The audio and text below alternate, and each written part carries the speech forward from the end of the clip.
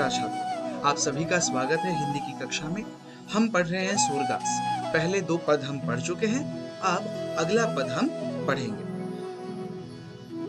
बूझत श्याम कौन तू गोरी, बूझत श्याम कौन तू गोरी, कहाँ रहती काकी है बेटी, देखी नहीं कहूँ ब्रज खोरी, बूझत श्याम कौन तू गोरी, काहे को हम ब्रज तन आवती, काहे को हम ब्रज तन आवती, खेलती रहती आपनी पौरी, सुनती रहती श्रवणनि नंद ढोटा, करत फिरत माखन दधि चोरी, बूझत श्याम कौन तू गोरी, तुम्हरो कहाँ चोरी हम ले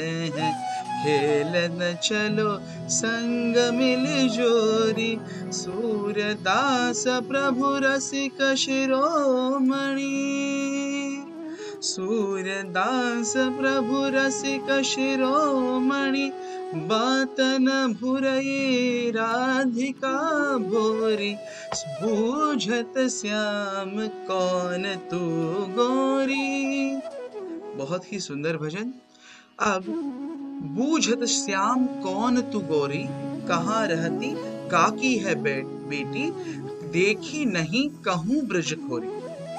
बूझत इसका मतलब होता है पूछना, बूझना। जैसे हम पहेली पूछते हैं तो बूझना, पूछना। बूझत श्याम, श्याम कृष्ण जी है, श्री कृष्ण को श्याम भी कहते हैं और ब्रज भाषा में उसी का अपभ्रंश हुआ है श्याम। बूझत श्याम मतलब कृष्ण जी पूछते हैं, कौन तू गोरी, हे गोरी तुम कौन हो, कहाँ रहती हो, कहाँ रहती, कहाँ रहती हो, काकी, काकी किसकी है बेटी, तुम किसकी बेटी हो, देखी नहीं कहूँ ब्रज खोरी। ब्रज यानी मथुरा वृंदावन का जो परिसर है, उसके आसपास का जो क्षेत्र है, चाहे मधुबन हो, वृंदावन हो, मथुरा हो, कामवन हो, ये सारे 14 वनों का जो यमुना के किनारे बसा हुआ क्षेत्र है, उसे हम ब्रज के नाम से जानते हैं। और पूरे ब्रज में आप देखेंगे गोवर्धन पर्वत से लेकर यमुना के किनारे तक जितने भी इलाके हैं, उन सब में कहीं पर भी मैंने तुम्हें नहीं देखा, ऐसे कान्हा कहते हैं। सरलार्थ देखते हैं। श्याम यानी श्याम पूछते हैं, हे गोरी तुम कौन हो, कहाँ रहती हो, किसकी बेटी हो, मैंने तुम्हें पहले कभी वृंदावन में नहीं देखा। इससे बात हमें पता चलती है कि कान्हा सबसे पहले जब राधिका से मिले तब किस तरह से उन दोनों के बीच में वार्तालाप हुआ होगा, क्या वार्तालाप हुआ होगा, यह सोचकर सूरदास जी ने ये पद लिखा है। काहे को हम ब्रजतन आवती, खेलती रहत आपनी पौरी, सुनत रहती श्रवणनि नंद ढोटा, करत फिरत माखन दधि चोरी। काहे को किस लिए, काहे को किस लिए, हम का यहाँ पे अर्थ है मैं। अब ये उत्तर दे रही है राधिका। कान्हा जी ने प्रश्न पूछा, उसका उत्तर राधिका दे रही है, किस लिए मैं ब्रज भूमि में आऊं, प्रवेश करूं, क्या कारण है मेरे पास जो मैं ब्रज भूमि में आऊं।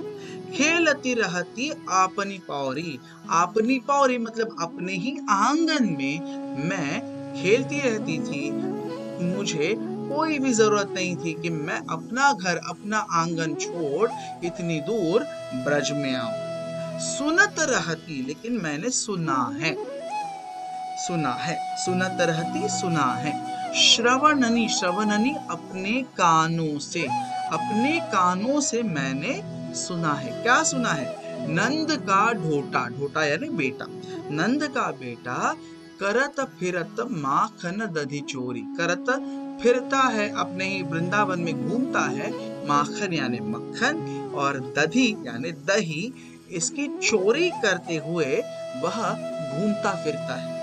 अब मैंने बहुत सुना है इस ग्वाले के बारे में। ग्वाला होने के बावजूद वह दूसरे ग्वालों के घर से ही मक्खन, दूध, दही, इस तरह के मेवे, मिठाइयाँ जो कुछ भी है, इस सब छोड़ सिर्फ और सिर्फ मक्खन और दूध, दही चुराता है।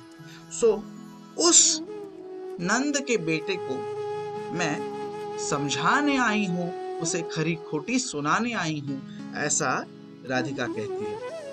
सरलार देखते हैं, राधिका कहती है, मैं किस लिए ब्रज में प्रवेश करूं? मैं क्यों आऊं ब्रज में?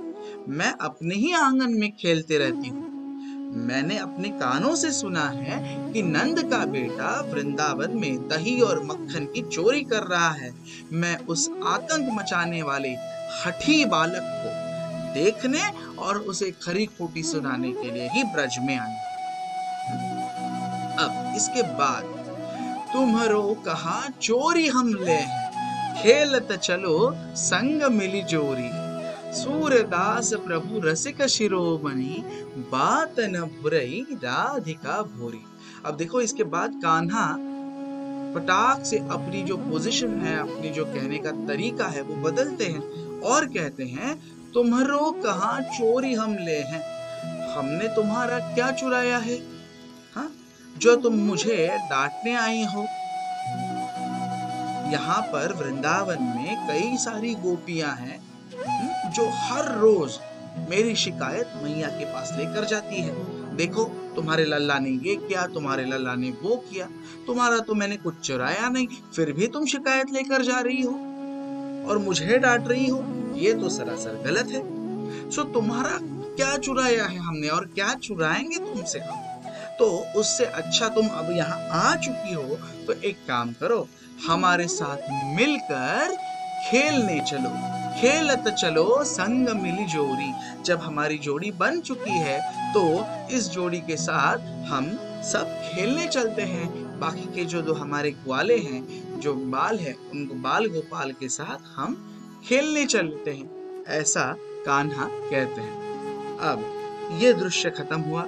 इस दृश्य पर सूरदास कहते हैं कि मेरे प्रभु जो है वो रसिक है। रसिक यानी जिनके हृदय में सौंदर्य, प्रेम, भक्ति, कला आदि के प्रति अनुराग है, बहुत सारा प्यार है।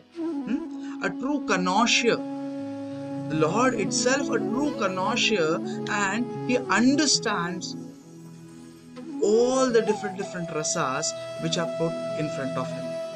He says, जिस तरह से रसिक शिरोमणि, और सिर्फ रसिक नहीं है, वो शिरोमणि यानी सर्वश्रेष्ठ है।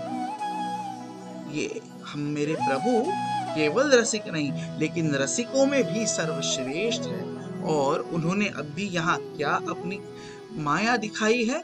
अपनी बातों से, अपनी बात नहीं मतलब बातों से, अपने वचनों से उन्होंने बुराई मतलब फंसाया है, घुमाया है। किसे? राधिका को। और वो राधिका कैसे? बेचारी भोली राधिका है। हाँ, उसके मुख पर जो क्रोध था, उसके मुख पर जो एक सात्विक क्रोध था, उस क्रोध को शांत कर उसे अपना मित्र बनाने का काम बहुत ही चतुराई से कान्हा ने यहाँ किया है। सरलार देखते हैं, मैंने तुम्हारा कभी कुछ चुराया है क्या, या फिर मैं कभी कुछ चुराऊंगा क्या? तुम भी हमारे साथ मिलकर खेलने वृंदावन में क्यों नहीं आती? सूरदास कहते हैं कि मेरे प्रभु सर्वश्रेष्ठ रसिक है। बेचारी भोली राधिका उनके बातों में आकर फंस गई। अब पूरा सरलार देखते हैं एक बार। श्याम पूछते हैं, हे गौरी तुम कौन हो? कहाँ रहती हो? किसकी बेटी हो? मैंने तुम्हें पहले कभी भी वृंदावन में नहीं देखा। अब इसके ऊपर राधिका जवाब देती है, मैं किस कारणवश मैं ब्रज में प्रवेश करूं, किस कारण मैं ब्रज में आऊं? मैं तो अपने ही आंगन में खेलते रहती हूं। मैंने अपने कानों से सुना है कि नंद का जो बेटा है वह पूरे वृंदावन में दही और मक्खन की चोरी कर रहा है। मैं उस आतंक मचाने वाले हठी बालक को देखने और उसे खरी खोटी सुनाने आ रही हूँ या आई हूँ। अब श्याम कहते हैं, मैंने तुम्हारा कभी कुछ चुराया है क्या? हाँ, अगर ऐसा नहीं है तो तुम भी हमारे साथ मिलकर यहाँ खेलने वृंदावन में क्यों नहीं आती? जब तुम खेलने वृंदावन में आओगी, बाल गोपालों के साथ बैठोगी, तो तुम्हें पता चलेगा कि हम मक्खन दही चुराने वाले चोर उचक्के नहीं हैं। हम तो बेचारे माँ यशोदा के एक नन्हे से पुत्र हैं। सूरदास कहते हैं कि मेरे प्रभु सर्वश्रेष्ठ रसिक है और बेचारी भोली राधिका उनके बातों में आकर फंसकर मित्रता कर बैठी और अपना सात्विक क्रोध जो था वो पूरी तरह से भुला बैठी। ये था पहला पद। अब देखते हैं दूसरा पद। मैया मैं नहीं माखन खायो, मैया मोही मैं नहीं माखन खायो, भोर भयो गैयन के पाछे, मधुबन मोही पठायो, मैया मोही मैं नहीं माखन खायो। चार पहर बंसी बन भटक्यो, चार पहर बंसी बन भटक्यो, सांझ परे घर आयो, मैया मोही मैं नहीं माखन खायो। मैं बालक बहियन को छोटो, मैं बालक बहियन को छोटो, छीको के ही विधि पायो, मैया मोही मैं नहीं माखन खायो। ग्वाल बाल सब बैर परे हैं, ग्वाल बाल सब बैर परे हैं, बर बस मुखल पिटायो, मैया मोही मैं नहीं माखन खायो। तू माता मन की अति भोरी, तू माता मन की अति भोरी, इनके कहे पति आयो, मैया मोही मैं नहीं माखन खायो।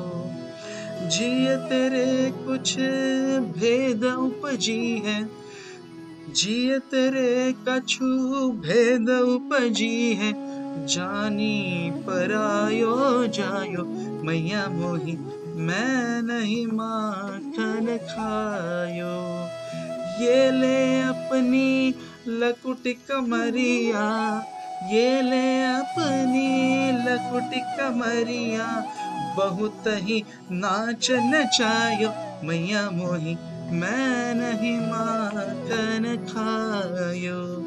सूरदास तब बिहस जसोदा, सूरदास तब बिहस जसोदा, ले उर कंठ लगायो, मैया मोही मैं नहीं माखन खायो। बहुत ही सुंदर भजन। अब यह भजन है कृष्ण के बाल लीला में सर्वप्रिय मक्खन चुराने में। कृष्ण सबसे फेमस हो गए थे और उन्हें नाम भी मिला था माखन चोर, जो घर घर में जाकर वृंदावन में सारे घर में जाकर मक्खन चुराते और हर रोज कहीं ना कहीं कोई ना कोई गोपी आकर मैया से शिकायत करती थी कि देखो तुम्हारे लल्ला ने तुम्हारे कान्हा ने क्या कर रखा है। अब कान्हा जो है ये सारे आरोपों को आराम से कहते कि नहीं मैंने तो मक्खन खाया ही नहीं। फिर भी ये गोपियां आकर मुझ पर एक मिथ्या आरोप कर लगाती हैं, एक झूठा इल्जाम लगाती हैं कि मैंने ही माखन खाया, लेकिन ऐसा नहीं है। अब मैंने माखन नहीं खाया ये बताने के लिए कृष्ण जी कई सारे तर्क देते हैं, लॉजिक्स देते हैं कि किस तरह से मैं एक प्रूव कर सकूं कि मैंने मक्खन नहीं खाया है। तो पहला तर्क उन्होंने ये दिया है, भोर भयो गैयन के पाछे, मधुबन मोहि पठायो, चार पहर बंसी बन भटक्यो, सांझ परे घर आयो। कहते हैं भोर भयो, भोर यानी सवेरा। एकदम सवेरे सवेरे मैं गैयन यानी गायों को लेकर उनके पीछे, पाछे यानी पीछे, मधुबन जो ब्रजभूमि में से एक वन है जिसका नाम है मधुबन, उस मधुबन में आप मुझे भेजती हो। आपने ही मुझे भेजना शुरू किया है। हाँ, 4 पहर, अब 3 घंटा मतलब 1 पहर होता है।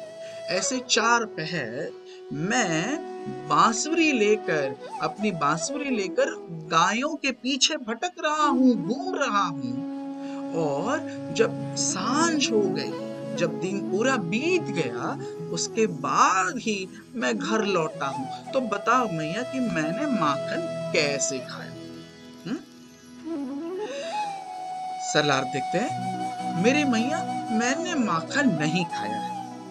भोर सुबह से ही मैं गायों के पीछे लगा हूँ। तुमने ही मुझे मधुबन जाना सिखाया है। 4 पहर मैं बंसी लेकर मधुबन में घूम रहा हूँ। बंसी बनकर, एक ग्वाला बनकर अपनी गायों के पीछे घूम रहा हूँ। और जब सांझ हुई है तब मैं वापस घर लौटा हूँ। तो बताओ, मेरे पास इतने सारे काम हैं, मैं कब जाकर माखन चुराऊंगा? ये हुआ कृष्ण जी का पहला तर्क कि उन्होंने माखन कैसे नहीं खाया। फिर दूसरा तर्क वे देते हैं, मैं बालक बहियन को छोटो, छीको के ही विधि पायो, ग्वाल बाल सब बैर परे हैं, बरबस मुख लिपटायो। तू माता मन की अति भोरी, इनके कहे पति आयो। अब वे कहते हैं, मैं तो बालक हूं, मैं तो नन्हा छोटा सा बालक हूं। बहियन यानी मेरी बाहें, मेरी भुजाएं जो है वो भी छोटी है। सो जो छीके पर, छीका जो होता है, अगर यहाँ पर देखोगे, जो सीलिंग से लगाकर जो पॉट रखते हैं, अर्दन पॉट, तभी के जमाने में फ्रिज नहीं होते थे, तो और कोई बिल्ली या फिर कोई जानवर किसी मटके में मुंह ना मार दे, इसीलिए मक्खन वगैरह जो था, घी मक्खन, इसे ऊपर सीलिंग से टांग कर रखा जाता था, जिसे कहते थे छीका। सो उस छीके तक के ही विधि पायो, मतलब कैसे मैं पहुंचूंगा? मैं तो बहुत ही नन्हा सा छोटा सा बालक हूं, तो मैं वहां कैसे पहुंच पाऊंगा? ये सारे ग्वाल बाल जो दिख रहे हैं ना, वो सब बैर परे हैं, वो मेरे सब शत्रु बन गए हैं।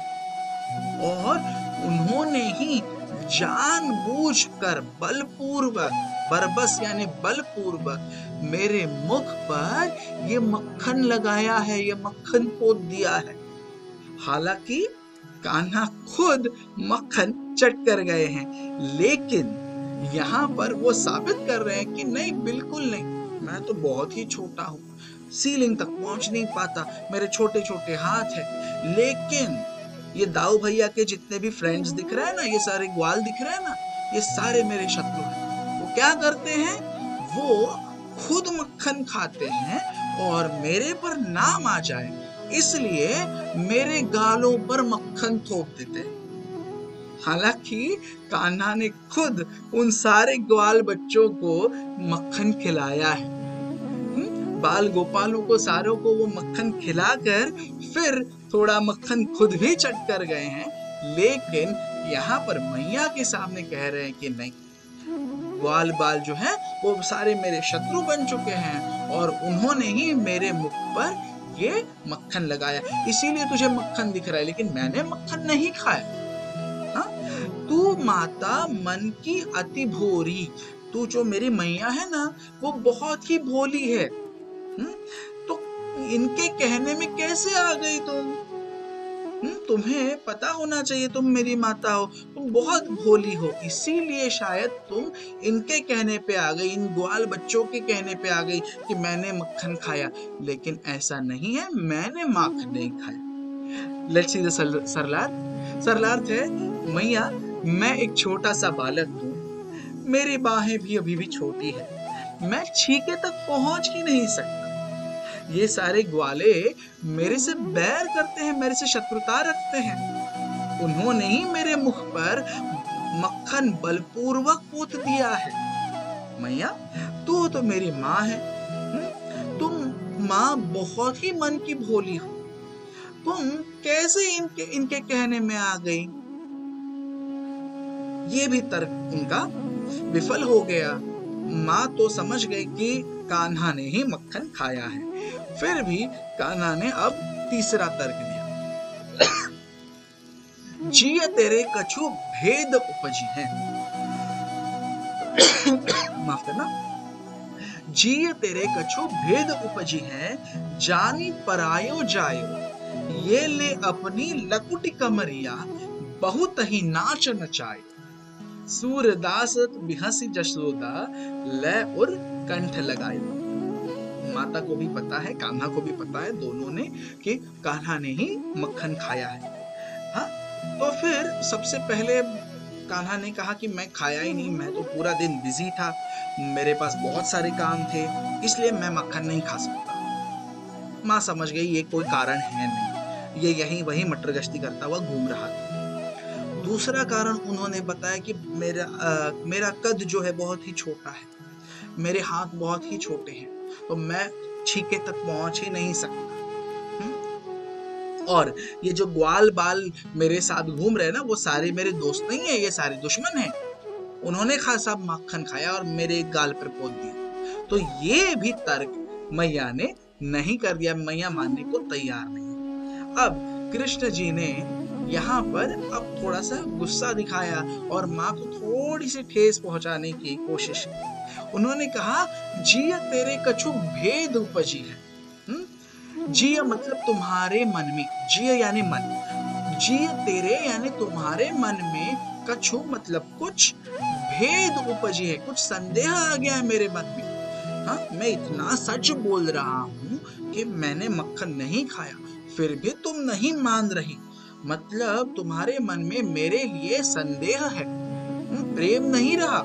मेरी यशोदा मैया मेरे से बहुत प्रेम करती थी, लेकिन अब तुम मेरे से प्रेम नहीं कर रही, उसके जगह पर प्रेम के स्थान पर संदेह ने जगह बना ली है। जानी परायो जायो, जानी उपजी उत्पन्न हुआ, जानी मुझे लगता है, परायो मुझे पराया समझने लगी हो तुम। अभी तक तो कल्ला तुम्हारा लाडला कान्हा लल्ला वो तुम्हारा अपना प्यारा था, लेकिन अब मुझे ऐसा लगता है कि तुम समझ गई हो कि नहीं, ये तो अपना पुत्र है ही नहीं, वो तो किसी और का पुत्र है, इसी तरह से तुम मेरे से व्यवहार कर रही हो। हालांकि ये सच है, यशोदा ने सिर्फ पाला है, और फिर भी अब कृष्ण यहाँ पर वो सत्य बताते हैं कि माँ, अब मुझे भी ऐसे लगने लगा है कि मैं किसी दूसरे का पुत्र हूँ, तुम तो मेरी माँ हो ही नहीं। ये ले अपनी लकुटी कमरिया, ये ले, लकुटी यानी लाठी, गायों को चराने के लिए मुझे जो लाठी दी है तुमने, और कमरिया यानी कंबल, जो कंबल ओढ़कर चलते हैं, तो वो अपनी लकड़ी, काठी और अपनी कंबल तुम तुम्हारे पास ही रख दो। बहुत ही नाच नचाया, तुमने मुझे बहुत नचाया है, यहाँ से वहां, वहां से यहाँ, फिर भी तुम नहीं मानती।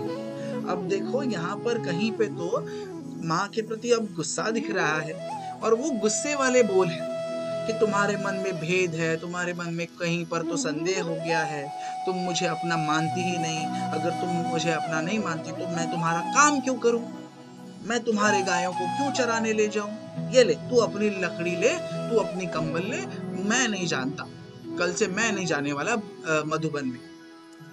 अब ये उनका क्रोध देखकर सूरदास कहते हैं कि जसोदा यानी यशोदा मैया बिहसी, बिहसी यानी हंसने लगी, और उन्होंने उसे अपने गले लगा लिया। ले उर, जसोदा हंसकर उन्होंने उसे उर से, अपने हृदय से लगा लिया और कहा, मान लिया कि भाई हाँ, तुमने मक्खन नहीं खाया है। हालांकि दोनों जानते हैं कि कान्हा ने ही मक्खन खाया है। चलो सरलार्थ देखते हैं। शायद तुम्हारे मन में मेरे लिए संदेह उत्पन्न हुआ है, ये कहीं पे तो क्रोध और कड़वाहट दिखाई दे रही है। मुझे लगता है कि तुम मुझे पराया ही समझा है।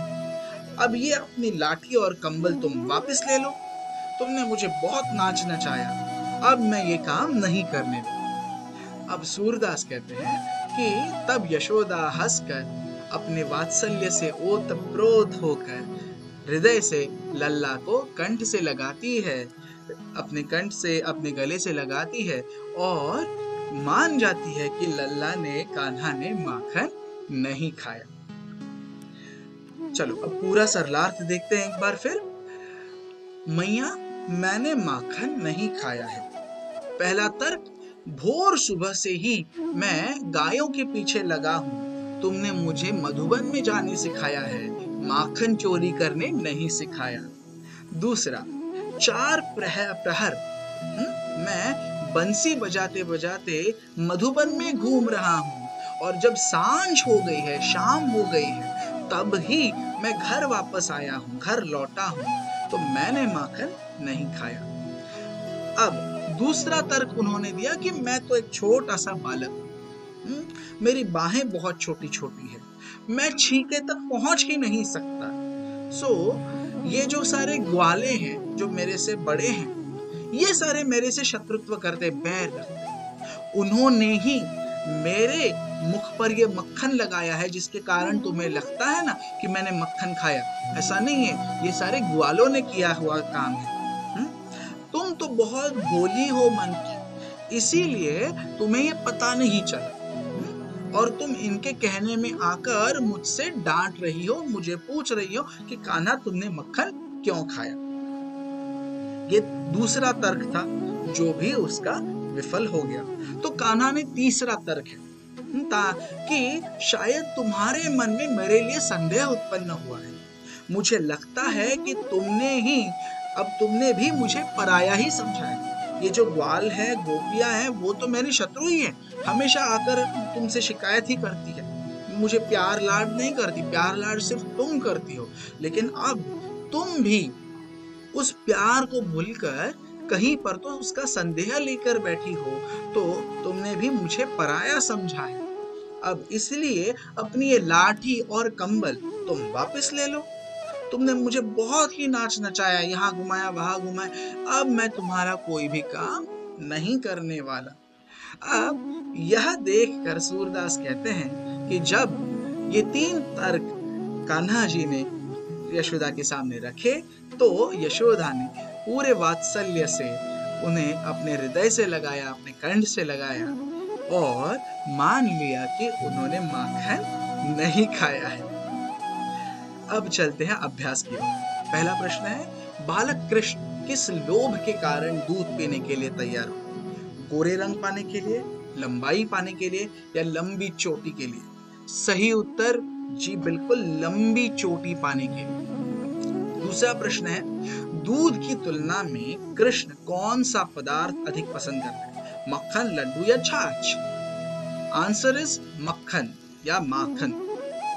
तीसरा प्रश्न, सूरदास कौन से काल के कवि थे? ऑप्शंस वी हैव रीति काल, भक्ति काल एंड आधुनिक काल। करेक्ट आंसर इज भक्ति काल के कवि थे। उन्होंने कृष्ण भक्ति में ही सारे काव्य लिखे हैं। अब चलते हैं स्वाध्याय की ओर, अभ्यास की ओर। कुछ मैं पूछूं से, सूरदास के पहले पद में कृष्ण अपनी माँ यशोदा से क्या सवाल करते हैं? पहला पद है कि उनकी चोटी नहीं बढ़ रही, तो सवाल का उत्तर होगा, मैया मेरी चोटी क्यों नहीं बढ़ेगी, या फिर कब बढ़ेगी? मेरी चोटी कब बढ़ेगी? मैंने इतना सारा दूध पिया है फिर भी वह नहीं बढ़ रही। दूसरा, कृष्ण ने गौरी से क्या प्रश्न पूछा? गौरी से यानी राधिका से उन्होंने 3 प्रश्न पूछे हैं। हे गौरी, तुम कौन हो, कहाँ रहती हो और किसकी बेटी हो? मैंने आज तक तुम्हें पूरे ब्रज में कहीं नहीं देखा, तुम कहां से आई हो? तीसरा, कृष्ण वन में कब तक बांसुरी बजाते फिरते हैं? तो 4 पहरों तक कृष्ण वन में 4 पहरों तक बांसुरी बजाते फिरते हुए नजर आते हैं। अब चलते हैं लिखित प्रश्नों की ओर। उचित विकल्प के आगे सही का निशान लगाइए। कृष्ण ने अपने हाथों में क्या लिया है? ताजा मक्खन या ताजा लड्डू? लिटरली आंसर इज ताजा मक्खन। नेक्स्ट, रसिक कृष्ण ने बातों ही बातों में किसे भरमा दिया, किसी को उलझा दिया, किसी को अपने पूरी तरह से आवेश को बदलने के लिए मजबूर कर दिया। वो भोली भाली यशोदा थी या भोली भाली राधा थी। ये तीसरा पद है जिसका उत्तर होगा भोली भाली राधा। तीसरा सवाल, सुबह होते ही माता यशोदा ने कृष्ण को कहाँ भेजती है? मधुबन में भेजती है, सुंदरवन में भेजती है? मधुबन में भेजती है, जो वृंदावन के पास है। उचित जोड़ियां मिलाई। सुनत रहती श्रवण अनि नंद ढोटा, करत फिरत माखन दधी चोरी। चौथा उत्तर एकदम से सटीक है। लट लटकनी मनुमत्त मधुपगन, मादक मधु ही पिए। तीसरा उत्तर सही। काढ़त गुहवत नहावत जय है, नागिन सी हुई लोटी। दूसरा। और आखिरी, घुटुरवनी चलत रेणु तन मंडित, मुख दधी लेप किए। ये है जोड़ियां। आगे बढ़ते हैं। दिए गए प्रश्नों के उत्तर लिखिए। मैंने मक्खन नहीं खाया, इस बारे में कृष्ण यशोदा के कौन कौन से तर्क देकर समझाते हैं?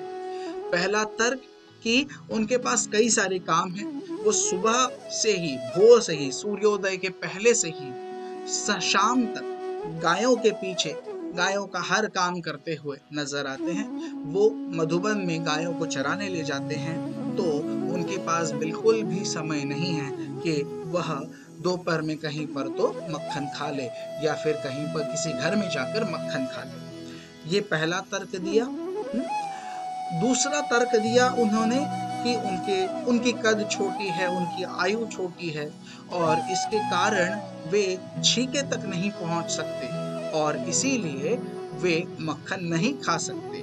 और जो गालों पर लगा हुआ मक्खन है वो उनके ग्वाले जो दोस्त है, जो बाल गोपाल है, जो उनके दोस्त है, उन्होंने लगाया हुआ है, जो उनसे शत्रुता रखते हैं, बैर रखते हैं। और तुम किस तरह से इस सारी छोटे छोटे बच्चों के आरोपों पर मानने लगी? तुम तो बहुत भोली हो, तुम शायद इसमें फंस रही हो जो गोपियां कह रही हैं। ये दूसरा तर्क था। तीसरा तर्क उन्होंने ये दिया, किस तरह से मैं मक्खन नहीं खा पाता हूँ या फिर मुझे अब तुम्हारा ये काम ही नहीं करना, तुम तो मुझे पराया समझती हो, मैं तो तुम्हारा लाडला लल्ला हूँ ही नहीं, इसलिए तुम मुझ पर संदेह कर रही हो, मैं कितना सच बोल रहा हूँ, लेकिन फिर भी तुम नहीं मानती हो, तो अब मुझे कोई काम नहीं करना, तुम्हारी लकड़ी, तुम्हारा कंबल तुम्हें वापस दे रहा हूँ।